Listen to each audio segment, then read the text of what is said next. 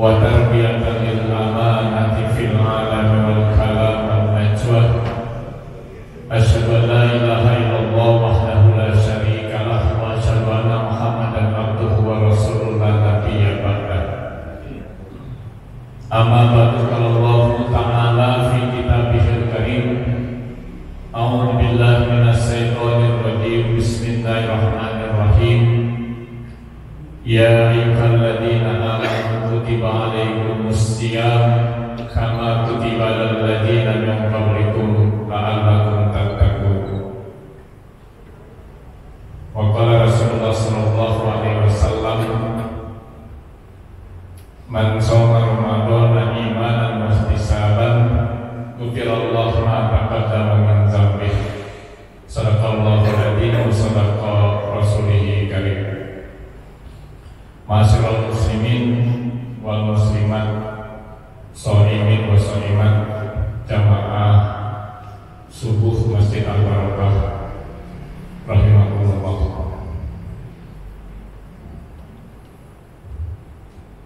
Kembali kita panjatkan puji dan rasa syukur kita kepada Allah Subhanahu wa taala atas berbagai macam nikmat, karunia, anugerah yang Allah Subhanahu wa taala curahkan kepada kita semua. Wabil khusus hari ini doa yang senantiasa kita panjatkan beberapa bulan sebelum Ramadan diijabah oleh Allah Subhanahu wa taala. Di mana sejak matahari terbenam tadi malam saat masuk maghrib kita dipertemukan oleh Allah dengan bulan yang penuh keagungan, bulan yang penuh keberkahan, Ramadan 1443 Hijriah. Mudah-mudahan bulan ini betul-betul membawa keberkahan bagi kita semua. Amin ya rabbal alamin. Salawat dan salam semoga tercurahkan pula kehadiran baginda Rasulullah Muhammad sallallahu alaihi wasallam pada keluarganya, sahabatnya, insyaallah kepada kita yang masih komitmen mengikuti ajaran dan sunnah-sunnah beliau. Pada kegiatan kuliah subuh hari ini di hari yang perdana Ramadan 1443 Hijriah, saya ingin sampaikan tentang inti dari amalan di bulan Ramadan. Ma'asyiral muslimin wal muslimat, sholimin wa sholimat rahimakumullah. Yang pertama, sebagai ungkapan syukur, doa kita sudah diijabah oleh Allah di mana kita bertemu dengan Ramadan, hendaklah kita lakukan 3 hal. Yang pertama, sebagai ungkapan syukurnya, kita manfaatkan Ramadan ini untuk bertakarruf ilallah, mendekatkan diri kita sedekat-dekatnya dengan Allah. Dengan apa? Dengan banyak melaksanakan amal-amal soleh, baik yang wajib maupun yang sunnah, yang insya Allah akan menjadi kajian kita di pagi hari ini. Yang kedua, kita manfaatkan sebagai ungkapan syukur bertemu dengan Ramadan ini untuk tazkiyatun nafs, membersihkan jiwa kita dari apa? Dari berbagai macam penyakit hati yang suka bersemayam dalam dada kita. Takabur atau sombong, kalau ada anak-anak sekarang mas sotoy. Saya pernah nanya itu apa sih sotoy?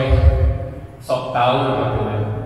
Ya, iri hati, dengki, pelit, kikir, medit, apalagi itu? Kiro. Orang Betawi bilang apa? Buntut, gasiran. Itu penyakit-penyakit hati yang harus kita bersihkan. Dan yang ketiga, sebagai ungkapan syukurnya, kita manfaatkan untuk tamirul masajid, memakmurkan masjid-masjid Allah. Ya, sering saya sampaikan kalau kita berbicara masjid, ya, kalau masjid menurut orang Arab, baik orang Indonesia, ini yang biasa digunakan untuk sholat Jumat baru disebut masjid. Yang nggak digunakan untuk sholat Jumat, hanya digunakan untuk sholat fardu, biasanya disebut dengan istilah musola. Kalau orang dulu bilangnya apa? Langgar. Ya.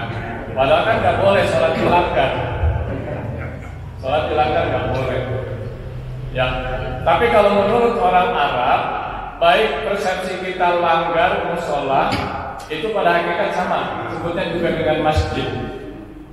Hanya bedanya, kalau masjid yang digunakan untuk sholat Jumat, kalau di Arab itu disebut dengan masjid jami. Nah, kalau ada masjid jami, itu digunakan untuk sholat Jumat. Kalau hanya ada tulisan masjid doang, nggak ada doangnya, itu persepsi kita di sini disebut dengan musola, tidak digunakan untuk sholat Jumat. Jadi sebagai ungkapan syukur 3 hal ini untuk kita laksanakan di bulan Ramadan 1443 Hijriah. Bapak Ibu hadirin dan hadirat jamaah syukur rahimakumullah, apa inti daripada amalan Ramadan itu apa? Ya, insya Allah setidaknya ada 5. Kayaknya pagi ini 1 aja saya sampaikan. Ya, yang 5 kapan berbeda? Inti amalan Ramadan yang pertama, ya, walaupun secara umum kita sebutkan ada amalan siang, ada amalan malam, ada amalan malam, ada amalan siang. Ada yang khusus dikerjakan malam hari, ada yang khusus dikerjakan siang hari, ada juga yang dikerjakan malam dan siang hari.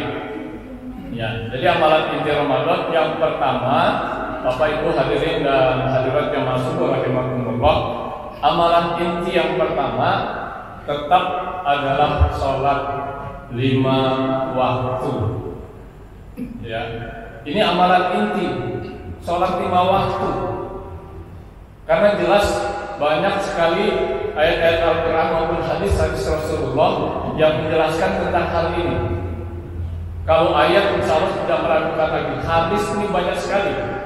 Salah satu yang sangat familiar di kalangan kita umat Islam, hadis yang berkaitan dengan sholat itu adalah as-sholatu imaduddin.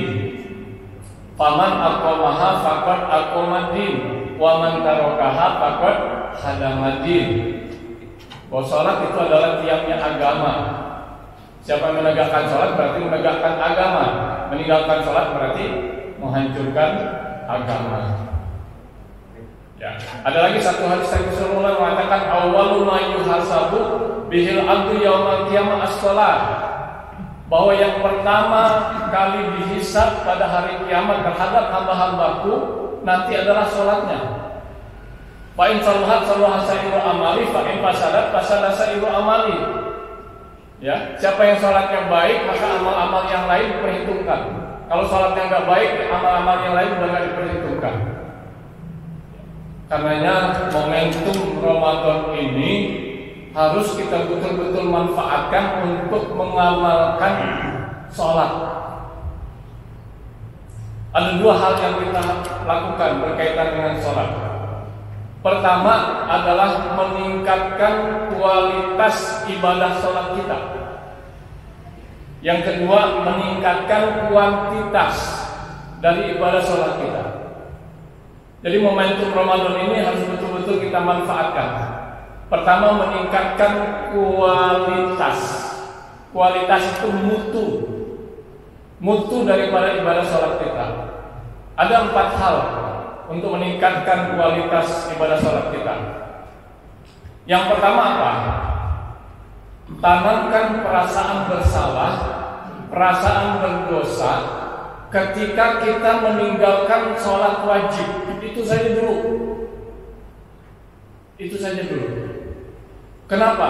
Karena masih banyak saudara-saudara kita yang mengaku sebagai muslim, mengaku sebagai muslimah, tapi masih mengabaikan sholat fardu. Kadang-kadang sholat, kadang-kadang kagak. Masih mending kadang-kadang sholat, kadang-kadang kagak. Kadang-kadang kagak, kadang-kadang kagak juga. Ya. Ada yang sholatnya hanya 1 minggu sekali. Sholat Jumat aja. Ada yang hanya setahun 2 kali.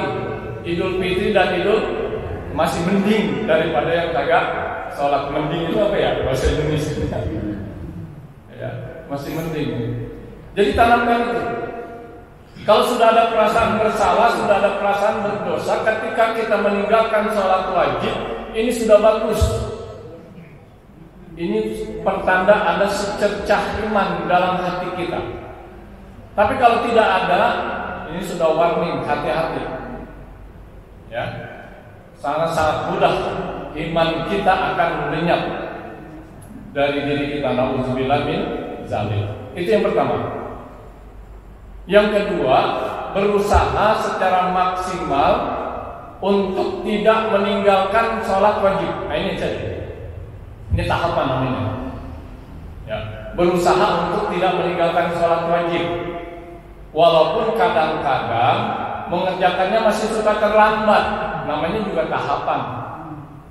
Ya, misalnya sholat zuhur ke asar, gitu ya.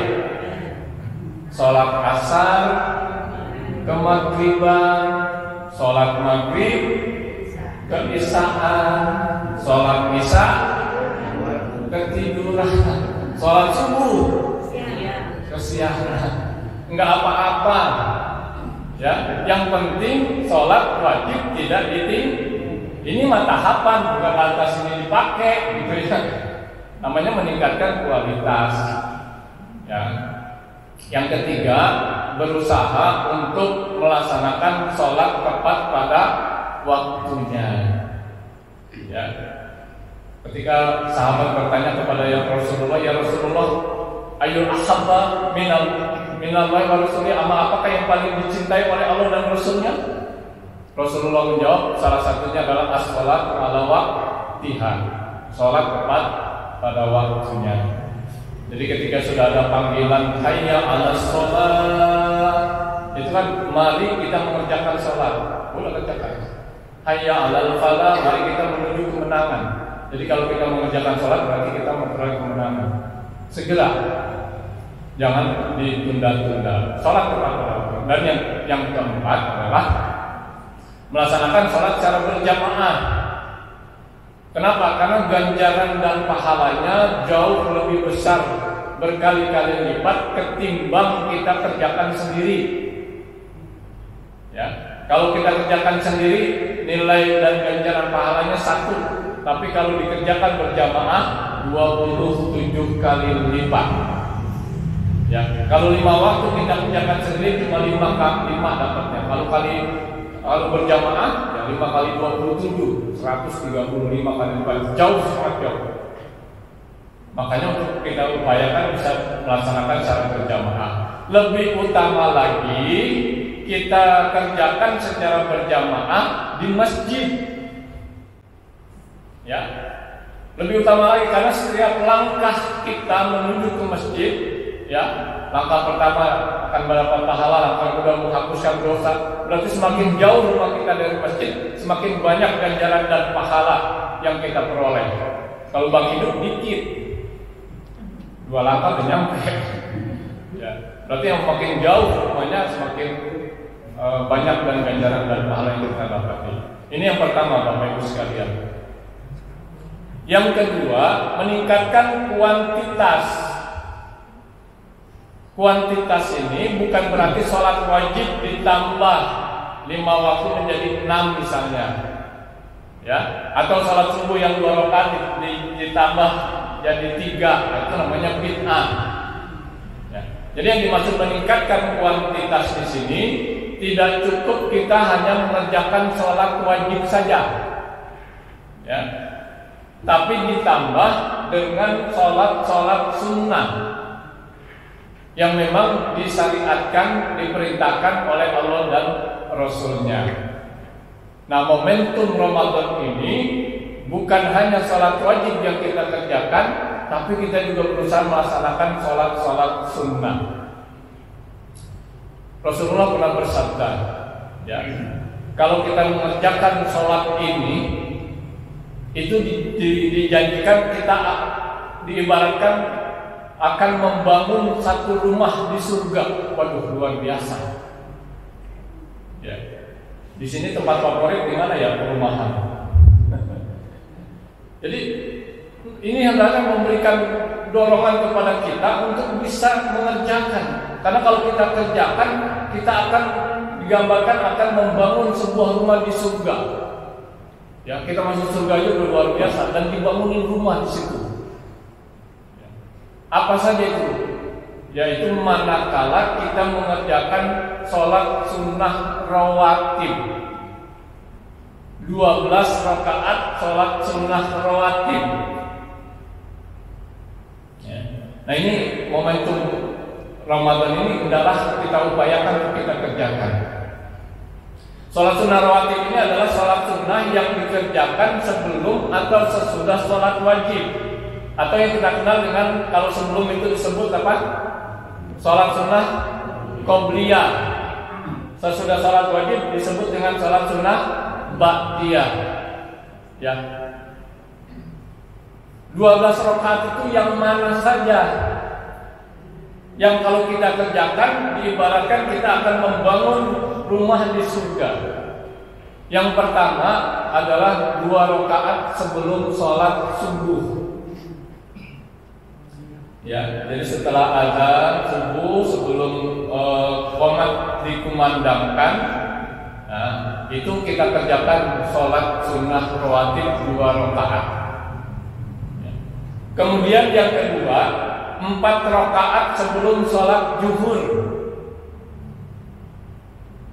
Ini yang termasuk manakala kita kerjakan membangun rumah di surga. 4 rakaat sebelum sholat zuhur. Kemudian yang ketiga 2 rakaat sesudah maghrib. Ya.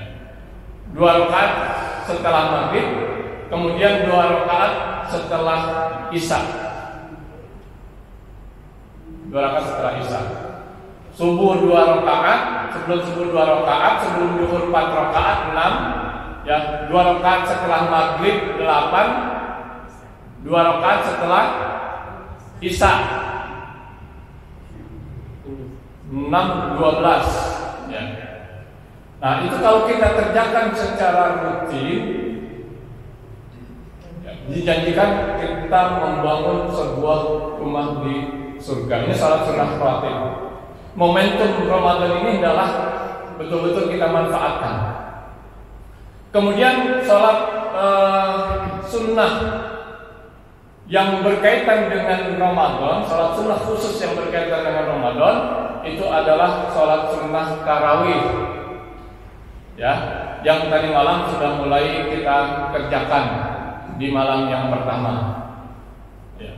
Di mana Rasulullah SAW bersabda, "Man qoma Ramadana imanan wa ihtisaban, ghufirallahu ma taqaddama min dzambi."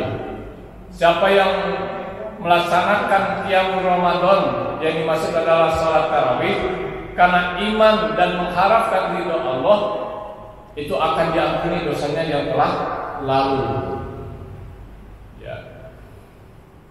Tapi tetap yang wajib harus dikerjakan. Ya.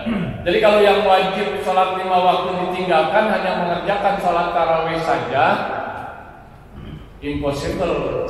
Ya. Itu hanya bonus. Ya.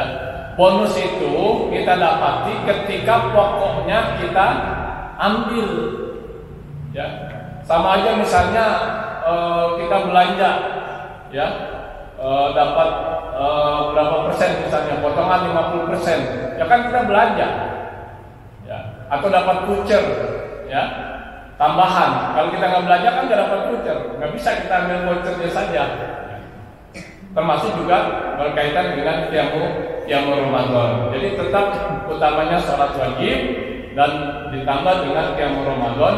Itu nanti yang dimaksud dengan hadis tadi, man qoma ramadhana imanan wa ihtisaban ghufirallahu ma taqaddama min dzambi.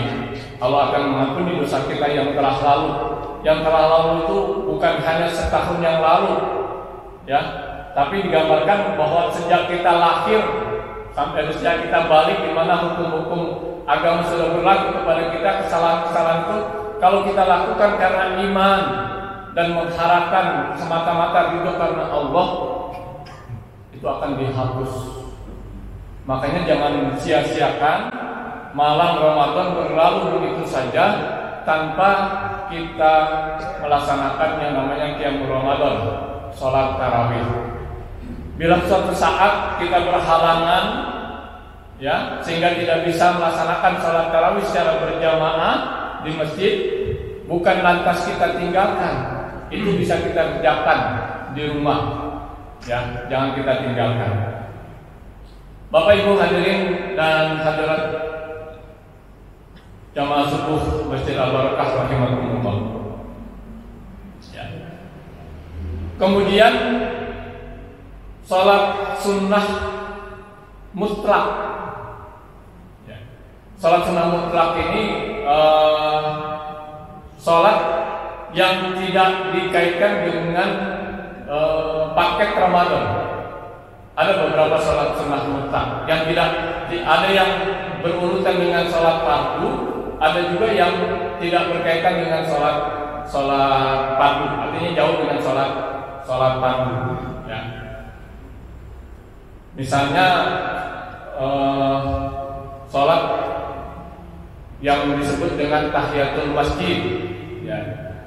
Jadi setiap kali kita datang ke masjid sebelum kita duduk, itu diperintahkan atau disunahkan untuk kita melaksanakan sholat, namanya sholat tahiyatul masjid. Ada lagi sholat sunnah wudu, ya, kita mau sholat atau mau tidak, ketika kita habis berwudu itu kita disunahkan sholat sunnah wudu. Jadi bisa kita mengerjakan sholat sunnah wudu. Yang penting nanti niat daripada sholat yang kita kerjakan. Ada lagi sholat yang diperintahkan dikerjakan antara azan dan iqamah. Ya, ada juga diperintahkan untuk kita mengerjakan sholat sunnah 2 rakaat. Makanya nanti ketika kita sholat sunnah itu niatkan sholat sunnah apa? Ya, kita harus niatkan di situ. Bapak Ibu hadirin dan hadirat sekalian, yang terakhir sholat-sholat sunnah yang lain saya sebutkan saja yang sifatnya insidental, yang sifatnya sewaktu-waktu, ya. Di antaranya ketika kita bimbang dan ragu memilih antara 2 pilihan, kita diperintahkan untuk mengerjakan sholat sunnah agar mendapatkan petunjuk dari Allah mana yang akan kita ambil, mana yang terbaik buat kita. Itu yang dikenal dengan sholat sunnah istikharah. Ketika terjadi kemarau panjang, kekeringan yang berlarut-larut, kita juga diperintahkan untuk melaksanakan sholat, namanya sholat sunnah istisqa, ya, istisqa. Ini harus dilaksanakan sesuai dengan ketentuannya. Jangan ketika musim hujan kita sholat istisqa, kasihan warga kita yang ada di sebelah utara nanti tambah kebanjiran. Ya. Ada ketika terjadi gerhana matahari, gerhana bulan, sholat kusuf dan sholat kusuf, ya, dan banyak lagi amal sholat sunnah yang diperintahkan oleh Allah Subhanahu Wa Taala. Makanya momentum Ramadan ini betul-betul kita manfaatkan.